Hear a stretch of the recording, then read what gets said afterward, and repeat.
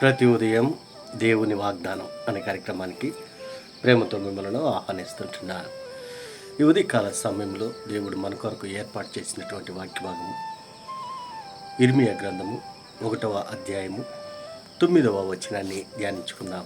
ఇర్మియా గ్రంథము 1వ అధ్యాయము 9వ వచనాన్ని ధ్యానించుకుందాం.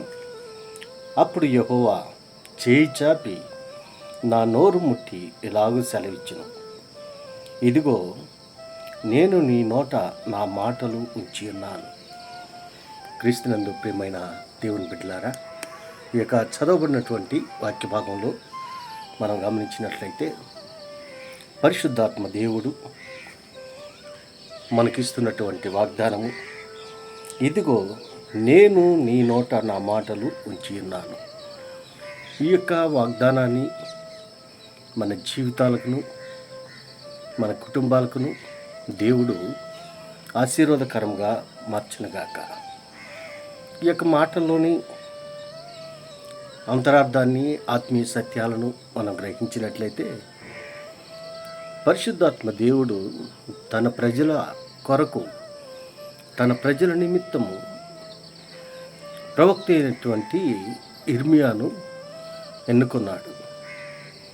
పరిశుద్ధాత్మ దేవుడు ఇర్మియాతో ప్రత్యక్షమై ఇలాగూ సెలవిచ్చును, గర్భములో నేను నిన్ను రూపింపక మునిపే నేను ఎరిగి తిని, నీవు గర్భము నుండి బయలుపడక మునిపే నేను నిన్ను ప్రతిష్ఠించి తిని, జనములకు ప్రవక్తగా నిన్ను నియమించి తిని అని పరిశుద్ధాత్మ దేవుడు ఇర్మియా ప్రవక్తతో మాట్లాడుతున్నటువంటి మాటలు.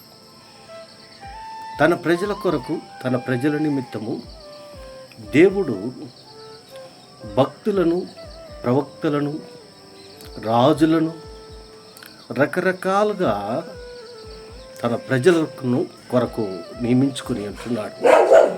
అదే రీతిగా ఇక్కడ బబులోను చెరలో నుండి ఉన్నటువంటి ఇశ్రాయేలు ప్రజల నిమిత్తము ఇర్మియాను ఒక ప్రవక్తగా దేవుడు ఎన్నుకొని ఉంటున్నాడు.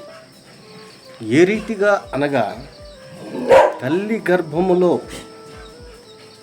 నుండి బయలుపడక మునిపే నేను నిన్ను ప్రతిష్ఠించుకున్నాను అని దేవుడు ఇర్మియా ప్రవక్తతో మాట్లాడుతూ ఉంటున్నాడు. అంత మాత్రమే కాదు, కానీ దానికి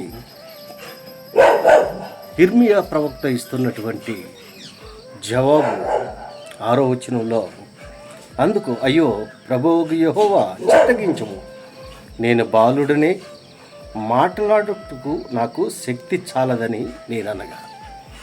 దేవుడు ఇర్మియా ప్రవక్తతో మాట్లాడినప్పుడు ఇర్మియా ప్రవక్త దేవునితో అంటున్నాడు, దేవా, నేను చిన్న బాలుడనే, నేను మాట్లాడుటకు మరి నాకు శక్తి చాలదు అని దేవునికి జవాబిస్తుంటున్నాడు. తిరుగా దేవుడు ఇర్మియాకి సమాధానాన్ని ఇస్తూ ఉంటున్నాడు. 9వ వచనంలో, 8వ వచనంలో మనం గమనించినట్లయితే, వారికి భయపడకము, నిన్ను విడిపించుటకు నేను నీకు తోడయ్యున్నాను, ఇది యెహోవా వాక్కు. ఇర్మియా ప్రవక్త దేవునితో మాట్లాడినప్పుడు, నేను బాలుడనే, నాకు మాట్లాడటకు శక్తి చాలదే అని దేవునితో అనినప్పుడు దేవుడు ఒక అభయాన్ని ఇస్తుంటున్నాడు, ఒక భరోసాని ఇస్తుంటున్నాడు. నువ్వు భయపడాల్సిన అవసరం లేదు, మరి వారికి ఊరికి కొడక నువ్వు భయపడాల్సిన అవసరం లేదు, నిన్ను విడిపించుటకు నేను నీకు తోడై ఉన్నాను అని అక్కడ ఒక వాగ్దానాన్ని ఇస్తుంటున్నాడు. మరి అంత మాత్రమే కాదు, కానీ దేవుడు ఇంకొక మాటను మనం 9వ వచనంలో గమనించాడు. అప్పుడు యెహోవా చేయి చాపి నా నోరు ముట్టి ఇలాగూ సెలవిచ్చును, ఇదిగో నేను నీ నోట నా మాటలు ఉంచి ఉన్నాను అని దేవుడు ఇర్మియా ప్రవక్తను ఆశీర్వదిస్తుంటాడు. క్రీస్తునందు ప్రియమైన దేవుని బిడ్డలారా, కొన్ని సందర్భాల్లో దేవుని యొక్క ప్రణాళికను మనం అర్థం చేసుకోలేము. దేవుని యొక్క చిత్తాన్ని మనము గుర్తెరగలేనటువంటి స్థితిలో మనం ఉంటున్నాం. కానీ దేవుడు మన పట్ల ఆయన ఒక ప్రణాళికను కలిగి ఉంటున్నాడు. ఒకవేళ అయ్యో నేను అయోగ్యుణ్ణే, నాకేం తెలియదే అన్నటువంటి స్థితిలో ఒకవేళ నువ్వు ఉన్నట్లయితే పరిశుద్ధాత్మ దేవుడు ఈ ఉదయకాల సమయంలో ఒక వాగ్దానాన్ని ఇస్తుంటున్నాను. భయపడాల్సిన అవసరం లేదు, నేను నీకు తోడుగా ఉన్నాను. అంత మాత్రమే కాదు, ఆయనకి మనం ఏమి మాట్లాడాలో, ఏ విధంగా జీవించాలో ఆయన మనకు మరి నేర్పించేదానికి ఆయన సిద్ధంగా ఉంటున్నాడు. ఇర్మియా ప్రవక్తను దేవుడు ఆశీర్వదించాడు. ఇర్మియా ప్రవక్తను ఏ రీతిగా అయితే ఆశీర్వదించాడు, ఏ రీతిగా అయితే తోడుగా ఉన్నాడో, అదే రీతిగా నిన్ను నన్ను ఆశీర్వదించడానికి ఆయన సిద్ధంగా ఉంటున్నాడు.